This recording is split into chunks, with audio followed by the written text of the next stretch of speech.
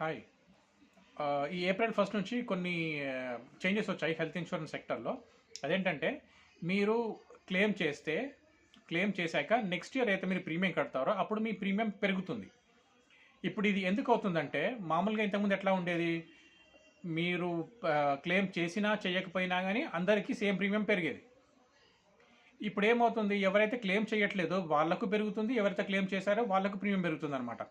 అందుకోసం ఇక్కడ ప్రాబ్లం ఏంటంటే క్లెయిమ్ చేయని వాళ్ళు కొంచెం ఈ ఐఆర్డిఏకి ఈ ఇష్యూ తీసుకెళ్లారు. అప్పుడు ఐఆర్డిఏ ఏమని చెప్పిందంటే మీరు ఎవరైతే క్లెయిమ్ చేయట్లేదో వాళ్ళకి ప్రీమియం మినిమంగా పెంచండి, ఎవరైతే క్లెయిమ్ చేస్తున్నారో వాళ్ళకి మీరు మీ మెడికల్ ఎక్స్పెన్సెస్ని బట్టి దాన్ని బట్టి మీరు ప్రీమియంని పెంచమని చెప్పేసి ఒక ఆర్డర్ పాస్ చేసింది అనమాట.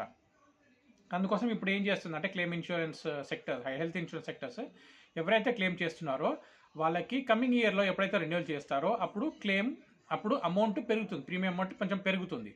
ఎవరైతే క్లెయిమ్ చేయట్లేదో వాళ్ళకి మినిమం అంటే ఒక 6% పెరుగుతుంది, మెడికల్ ఎక్స్పెన్సెస్ బట్టి 6% పెరుగుతుంది అనమాట. ఈ డిఫరెన్స్ని మీరు గమనించాలి. క్లెయిమ్ చేస్తే మీకు ప్రీమియం పెరుగుతుంది, క్లెయిమ్ చేయకపోతే మీకు ప్రీమియం పెరగదు, మినిమంగా పెరుగుతుంది.